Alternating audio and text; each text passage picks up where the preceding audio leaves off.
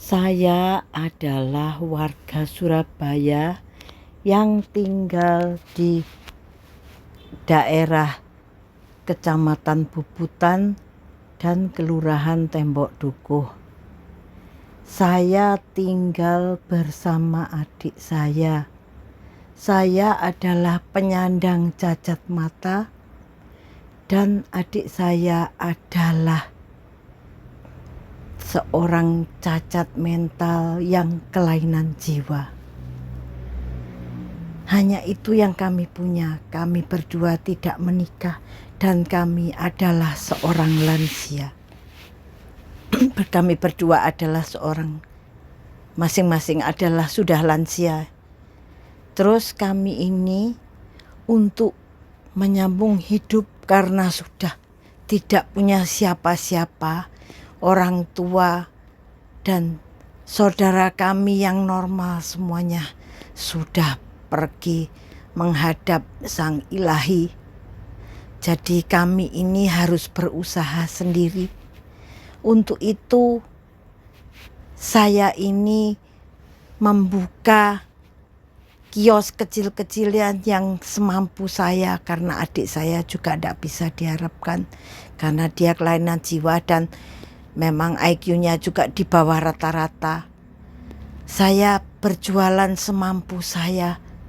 Pada tahun 2012 saya buka sampai dengan 2015 pertengahan itu masih normal. Saya bisa berjualan dengan lancar, penghasilannya bisa cukup untuk hidup. Tapi mulai tanggal 29 Mei tahun 2015 saya mulai diganggu orang. Bersamaan dengan itu mulai berdatangan PKL di depan rumah saya dan rumah-rumah tetangga juga. Mulai saat itu saya mulai dikerjai orang. Jadi saya ini berjualan mulai terasa sekali jatuh. Dulu sudah bisa dapat 1,5 juta satu bulan, langsung rontok menjadi tinggal 600, 700, 800 itu jarang sekali. Terus ya sudah dari tahun ke tahun PKL berganti, saya ini terus jadi mangsa PKL yang satu ke PKL yang lain. Ya memang karena apa ya, karena kami adalah seorang non-muslim ya. Kami berjualan tanpa menggunakan yang begitu-begitu. Jadi memang kan tidak boleh. Ya sebetulnya semua agama tidak ada yang membolehkan, tapi kan orang yang kalap kan seperti itu. Jadi kami ini sepertinya enak orang memasuki kami dengan segala macam kejahatan ilmu hitam itu, sepertinya memang kayaknya lancar sekali. Jadi saya tuh berusaha ndak ada habisnya. Udah jual pulsa tuh laris, jual minuman juga laris. Tapi ya sejak itu mulai rontok. Saya itu berjuang terus, jual frozen food. Jadi uang saya yang istilahnya uang tabungan zaman orang tua masih ada. Dan waktu itu saya sempat bekerja di kantor ya. Saya kan ditolong orang, tapi orangnya sudah pensiun, jadi ya sudah saya harus keluar. Jadi tentu saja ya namanya orang cacat ikut orang, ada yang mau nolong itu gaji berapapun juga ya saya harus nerimo. Ya itulah makanya. Tapi saya ini merasa kalau saya sudah tahu kalau saya ditutup orang, tapi orang-orang agama saya itu tidak percaya. Jadi saya itu dianjuri suruh ini suruh itu. Saya jual frozen food juga tidak laku. Setelah itu saya ikut GoFood. Dulu lancar, banyak pesanan-pesanan. Lama-lama dimatikan juga. Jadi pada waktu yang tanggal 29 Mei tahun 2015 itu saya berjualan, yang ditutup cuman yaitu kiosnya. Tapi mulai tahun 2018 kan saya buka GoFood itu, kiosnya sangat sepi tapi GoFoodnya masih jalan. Tapi ternyata tahun 2019 saya dihajar oleh seorang PKL penjual buah yang ndak tahu tuh pakai pesugihan atau apa, ramai sekali.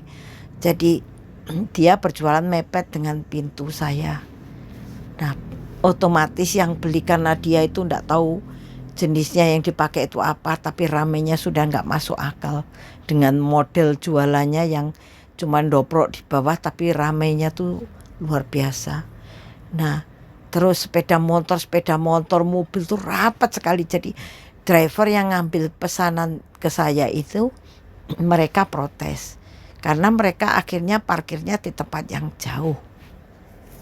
Nah, terus kakak saya pada waktu masih ada, dia memberitahu ke orang yang jual itu supaya kalau ada pembeli tolonglah diberi tempat satu sepeda motor buat driver kalau ngambil pesanan. Tapi ternyata orangnya sakit hati, orangnya diam ndak jawab apa-apa, tapi besoknya sudah langsung mati, tidak bisa lagi sampai hari ini.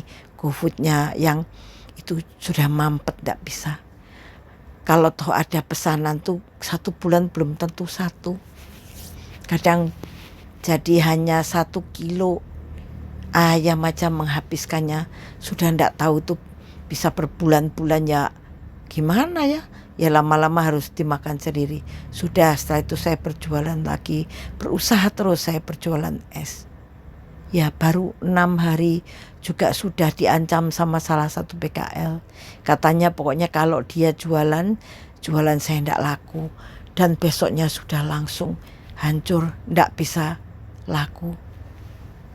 Terus setelah itu kakak saya meninggal. Setelah kakak saya meninggal, saya ini semakin ndak, ya oleng lah. Bagaimana kemampuan orang cacat ini? Ndak ada yang bantu, saya sendirian karena adik saya itu kan ndak bisa diajak istilahnya bekerja, ya dia ya semaunya dia mengemis loh. Dia itu membantu saya mencari makan dengan cara mengemis. Jadi saya ini sejak kakak saya ndak ada itu, kios saya itu semakin dihabisi, semakin hari semakin habis dan semakin habis.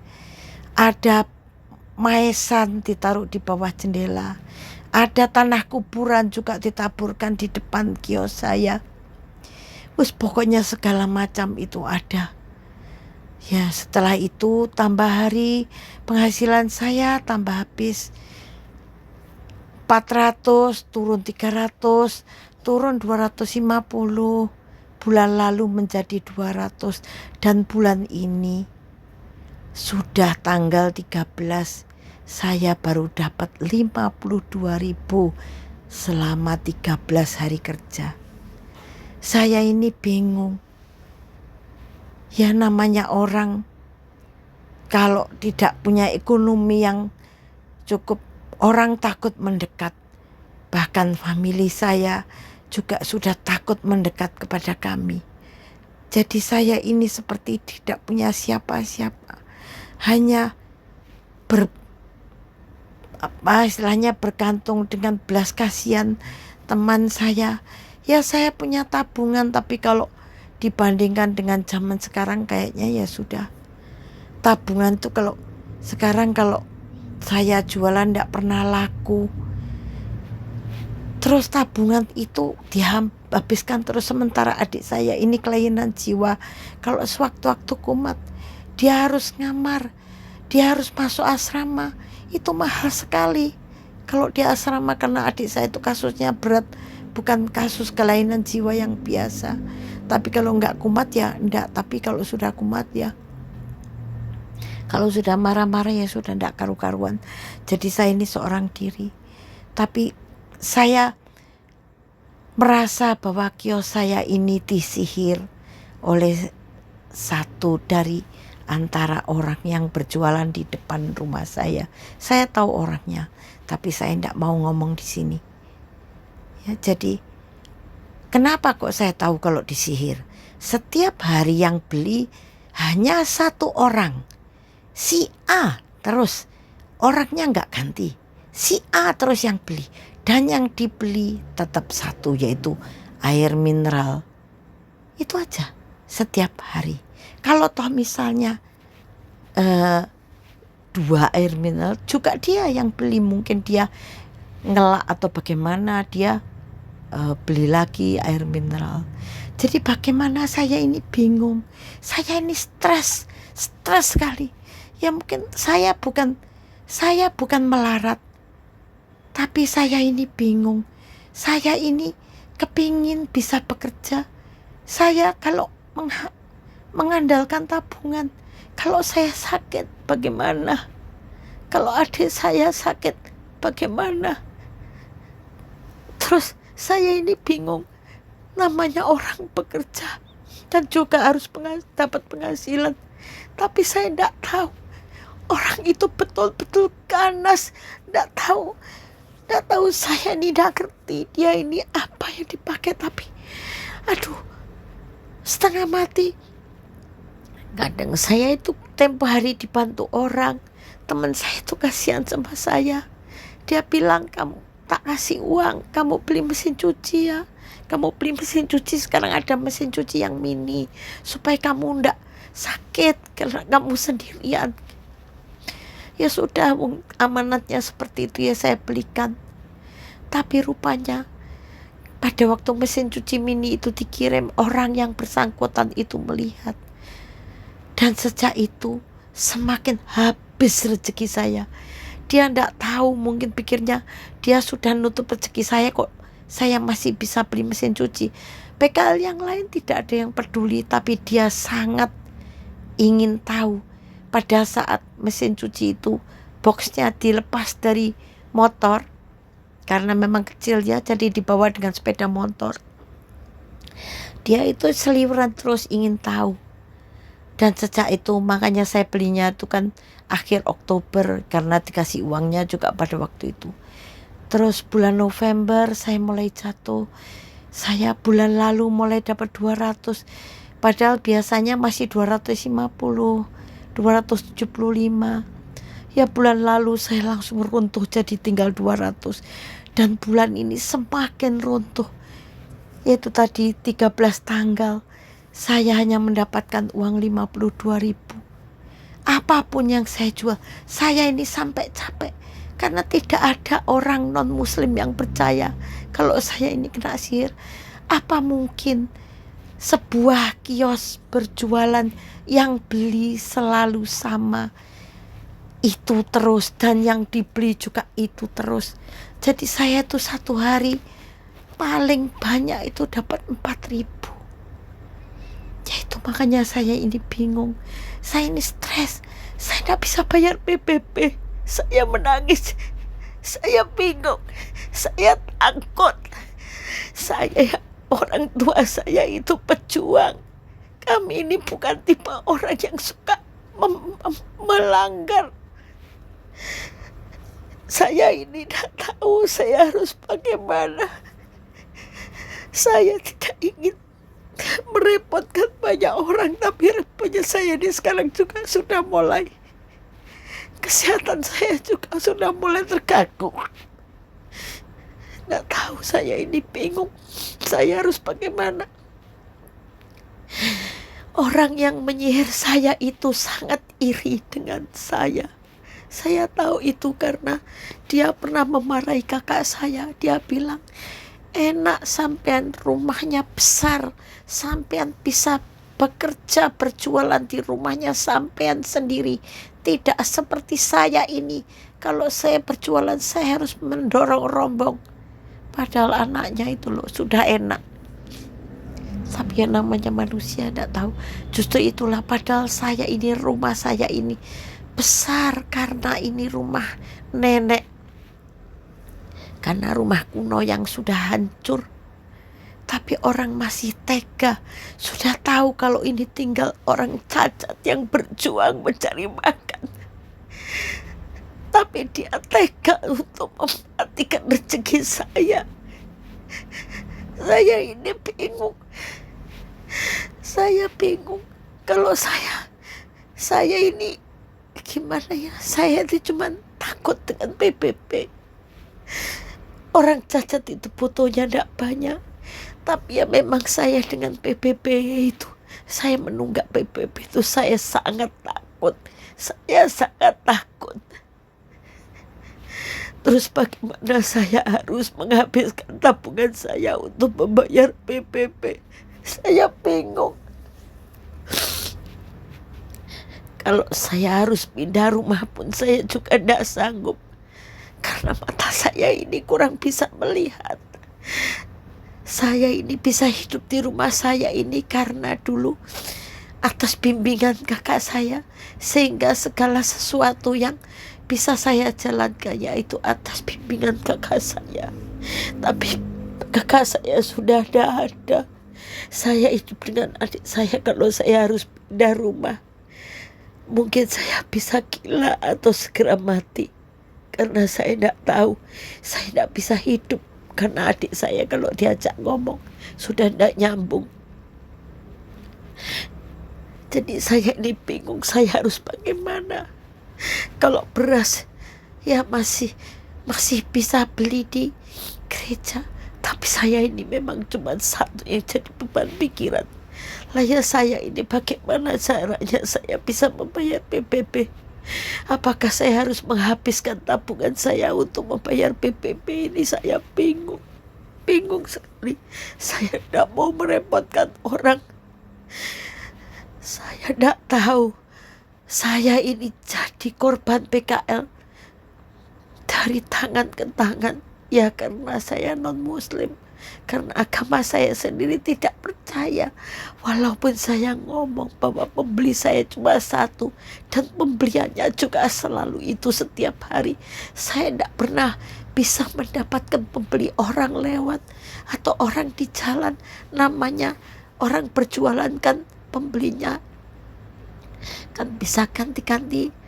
Saya jarang sekali. Kalau tempo hari itu masih bisa. Tapi 2 bulan ini sungguh saya tidak pernah menemukan pembeli dari luar. Jadi pembelinya yaitu PKL. Salah satu PKL yang masih istilahnya entah, saya tidak ngerti. Mungkin dia kasihan sama saya atau memang karena dia butuh minum. Saya ini loh, saya berjualan itu kulkas juga dingin. Harga juga sama dengan tetangga-tetangga. Tapi ya itu tadi, cuma saya. Jadi saya setiap hari itu melihat semua PKL yang baru buka 6 bulan aja sudah bisa beli HP seharga 25 juta katanya. Dia cerita sendiri ke saya. Lah saya dapat uang 200 ribu aja masih kurang. Dicekik dan dicekik lagi. Mungkin orang itu puas lihat saya tidak pernah ada pembeli. Walaupun saya itu duduk di pinggir jalan. Tidak tahu, saya bingung. Apa yang harus saya lakukan? Rasanya saya tidak tahu. Saya harus bagaimana, saya tidak tahu. Kemampuan orang cacat hanya segini. Saya tidak bisa lagi. Saya sudah lansia. Saya sudah tidak mungkin bisa bekerja. Siapa mau terima saya kalau bukan hanya karena belas kasihan? Tapi saya ini kan juga sudah tua. Siapa mau terima saya? Makanya saya ini berusaha berjualan di rumah. Saya bisa masak, tapi ya kemampuan saya seperti itu. Sekarang saya mau kulaan juga. Orang itu menganjuri saya. Tabungan saya itu sudah banyak yang berkurang. Ya karena apa? Ya orang selalu menyalahkan saya. Kamu itu bukan ditutup orang, tapi kamu itu harus menambah modal. Padahal saya tahu kalau saya ini memang ditutup orang. Tapi karena mereka tidak percaya, oke, saya turuti. Kamu harus jual rokok, saya turuti, saya jual rokok. Uang berapa saja saya pakai untuk membeli rokok supaya kelihatan banyak. Ternyata juga tidak jalan. Akhirnya saya berikan orang. Terus lagi, kamu harus jual mie instan. Oke, saya turuti. Saya jual mie instan juga tidak laku sama sekali. Akhirnya juga dimakan sendiri. Terus bagaimana? Saya ini sedang dalam kebingungan yang berat sekali. Memang saya bukan melarat. Saya bukan melarat. Tapi saya kalau misalnya saya ini istilahnya harus menghabiskan tabungan saya. Bagaimana ya? Bagaimana? Karena Tuhan tidak memberitahu kapan saya mati. Kalau Tuhan memberitahu kapan saya mati, saya bisa mengatur. Tapi saya bingung. Bingung sekali saya harus bagaimana.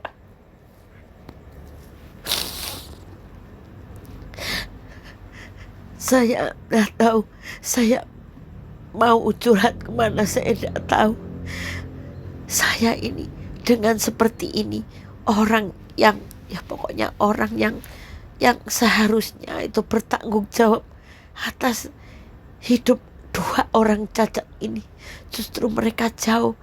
Kalau ketemu saya, cepat-cepat mereka mengatakan, kamu itu berapa kalau rumahmu itu dijual, uangmu banyak. Saya itu sudah tidak mungkin bisa menjual rumah kalau kepingin umur saya panjang untuk bisa memelihara adik saya. Tapi orang itu selalu, siapapun dia yang sedara dengan saya, selalu uang, selalu uang. Orang sudah tidak peduli, mereka takut kalau saya hutang. Padahal saya itu loh, saya ini tidak ingin berhutang. Pada waktu kakak saya sakit, kami ini dibantu mereka, tapi rupanya mereka itu tidak tulus membantu. Sehingga mereka itu takut nanti kalau saya ini berhutang. Mereka pikir orang cacat ini nanti tidak bisa kerja. Saya yakin kalau kios saya ini tidak disihir, saya yakin kios saya bisa laku. Saya yakin GoFood saya kalau lancar, itu saya pasti ya bisalah buat kehidupan sehari-hari. Sekarang berapa harga satu pincuk nasi? Kalau saya satu hari cuma dapat uang 2.000, 3.000, 4.000, 5.000 aja jarang sekali. Terus bagaimana? Tempo hari saya mau kulaan, saya bingung karena uangnya saya pakai buat makan. Terus akhirnya ya kulaan dengan uang koin itu ditumpahkan buat kulaannya saya, makanya bingung. Pokoknya saya tidak tahu. Pokoknya kalau orang bilang ya, orang mungkin lihat ya rumahnya besar, betul rumah saya besar, tapi itu kan karena warisan, bukan karena saya tidak punya barang-barang yang saya beli. Saya tidak punya, semuanya adalah peninggalan. Semua barang-barang saya adalah barang-barang lama. Saya tidak tahu siapa yang peduli. Orang teman saya, masa saya harus bergantung kepada teman saya? Saya ini ingin bisa berdikari sendiri, tidak merepotkan orang. Tapi entahlah kapan semua itu bisa terjadi. PKL itu bukan cuma menutup rezeki saya, tapi juga merusak. Kan adik saya itu kan memang goblok. Mereka itu tidak suka sama adik saya. Adik saya kalau ngemis di tamunya mereka musuhi. Adik saya itu selalu disakiti. Nanti adik saya jalan, tiba-tiba dari belakang itu, belakang lututnya itu dijejek, kan bisa jatuh. Adik saya itu tensinya tinggi loh, 175. Ya karena sering kali harus marah karena dibegitukan, sering tersungkur. Nanti kalau enggak disiram sama air, rendaman udang. Orang habis mandi, baru selesai mandi, digerucuk badannya dengan air rendaman udang. Nanti pada waktu puasa dilempari mercon. 1 hari saya hitung merconnya itu 21. Mereka tahu kalau saya ini tidak bisa berbuat apa-apa karena saya tidak kelihatan. Jadi mereka itu memperlakukan adik saya itu betul-betul. Aduh, saya ini sebagai kakak, walaupun saya juga memarahi adik saya sering, tapi saya kan juga takut takut kalau adik saya itu sampai sakit atau sampai mati, karena dia tuh yang nuntut saya.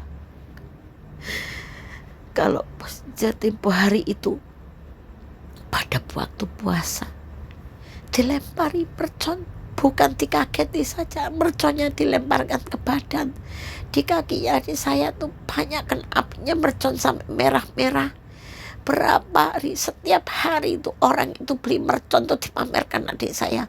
Jadi dia beli mercon di seberang rumah itu ada orang jual mercon, lalu dijejer di depannya adik saya, nih buat ngelempari kamu gitu. Dan ternyata memang dihabiskan uang itu loh ya, memang dia dagangannya laris, makanya buat beli mercon mungkin gak apa-apa. Terus lagi pokoknya selalu, pokoknya kalau gak suka dengan adik saya, kios saya tuh dilempari batu.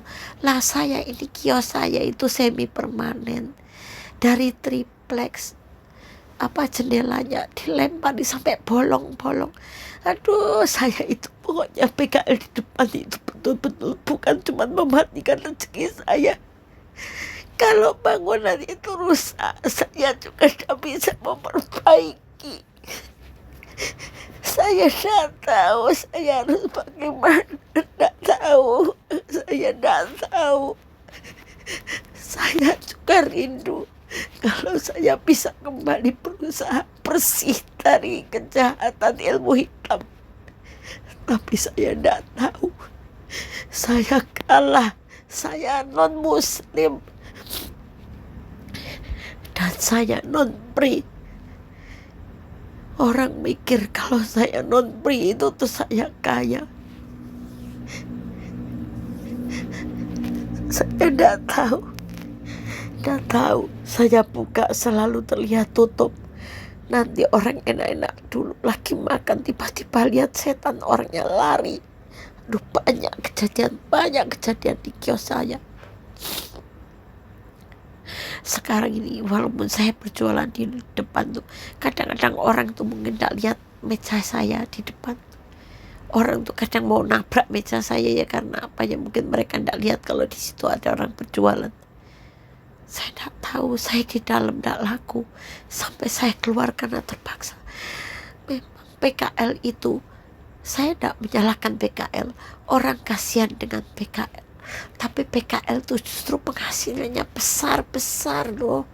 Penghasilannya besar-besar. Tapi mungkin orang tidak mengerti dan orang memikir kalau PKL itu tidak mampu. Tidak. Kalau PKL yang tidak pakai penglaris ya, mereka bisa dilihat kalau ya biasa aja. Orang tidak serapet itu kalau orang beli. Tapi kalau orang yang pakai sesuatu kan tamunya ngalir terus, tidak bisa berhenti. Ya itulah, saya tidak tahu aku harus bagaimana. Saya cuma kepingin aja curhat di sini karena saya bingung, saya harus bagaimana. Saya bingung, sangat bingung. Stres besar ini saya tuh karena saya bingung dengan PBB. Saya sudah tidak bisa. Dulu pada waktu kakak saya masih ada, kakak saya bisa mengurus keringanan PBB. Tapi sekarang saya tidak bisa pergi kemana-mana. Otomatis saya juga tidak bisa. Apalagi sekarang penghasilan saya sudah sangat hancur. Dulu masih ada kakak saya, masih ada yang bantu. Dan dulu kios ini tidak sehancur ini. Dulu masih, waktu kakak saya meninggal tuh masih 500-an lah, kira-kira 400-500. Sekarang sudah seperti ini. Lama-lama mungkin yang satu ini juga mungkin lama-lama akan dicabut sekali. Jadi mungkin bisa tidak ada pembeli sama sekali. Bagaimana? Sekarang saya dan orang-orang sama-sama harus makan, sama-sama butuh keperluan hidup, sama-sama harus membayar kewajiban kepada negara. Tapi kami tidak bisa melakukan hanya karena rezeki kami disumbat orang yang syirik. Saya tidak tahu. Dan yang paling saya menderita ya karena saya ini, ya orang-orang seiman saya itu Tidak ada yang percaya, itu sangat berat bagi saya. Sangat berat. Orang Muslim mengerti kalau saya ditutup orang, tapi mereka pun juga tidak bisa berbuat apa-apa. Ya karena saya akan ditutup orang. Bagaimana? Bagaimana? Tidak ada yang bisa menolong. Jadi saya ini sekarang ini dalam kebingungan besar. Tidak tahu kapan saya akan mati. Saya akan mati kapan? Itu saya yang sangat menunggu. Saya takut kalau saya sakit, saya sudah tidak punya siapa-siapa. Adik saya tidak bisa untuk menolong saya. Dia cuma bisa menuntun kalau menyeberang jalan. Tapi lain itu tidak. Semuanya harus dikerjakan oleh saya sendiri. Ya tidak tahu sampai kapan. Kalau saya tahu usia saya, akan saya pakai tabungan saya buat bayar-bayar keperluan. Tapi karena saya tidak tahu umur saya, sedangkan saya sudah tidak punya pemasukan yang berarti. Terus saya harus bagaimana? Saya harus bagaimana? Bagaimana saya bisa mendapatkan dana? Saya ini tidak kepingin merepotkan orang. Saya tidak tahu cuma bagaimana saya bisa lepas dari pengaruh sihir itu. Itu saja. Kalau saya bisa lepas dari pengaruh sihir, saya tidak butuh uang banyak. Cuma saya ingin bisa memenuhi kewajiban saya. Kasihan adik saya. Jadi adik saya itu yang mengemis kemana-mana. Dengan disakiti orang, dengan dihina, dengan segala macam cacian, demi untuk bisa membayar rekening bulanan rumah kami. Dan sampai kapan adik saya harus mengemis? Saya ya tidak mungkin mengemis karena saya juga kurang bisa melihat.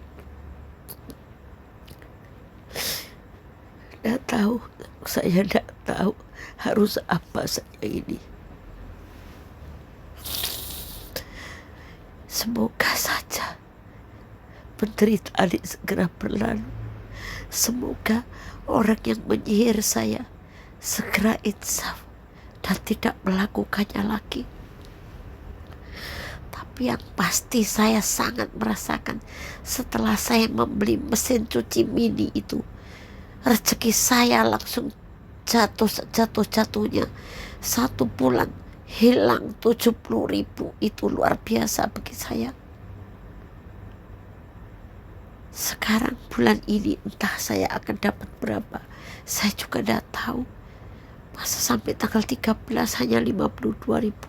Berapa perkiraan tanggal 31 Desember? Mungkin tidak sampai 150. Ya kalau tidak sampai 100. Saya tidak tahu bagaimana cara harus memenuhi kebutuhan hidup. Saya tidak ingin merepotkan banyak orang. Saya itu kepingin melihat pemerintahan yang sekarang ini. Presiden kita ingin kemiskinan dientaskan. Tapi kalau masalahnya sihir, sepertinya sulit kemiskinan saya bisa terangkat. Bagaimana kemiskinan saya bisa diangkat kalau itu adalah kemiskinan yang dibuat karena ilmu hitam, karena pekerjaan dukun. Nanti lama-lama orang yang miskin sudah terangkat, kecuali saya tetap ada di bawah. Tukang becak aja masih lebih tinggi penghasilannya daripada saya. Ya, tidak tahu sampai kapan. Semoga orang yang menyihir saya segera insaf, sehingga saya bisa kembali bisa bekerja dengan normal, sehingga saya tidak perlu merepotkan banyak orang dan saya bisa memenuhi kewajiban saya kepada negara.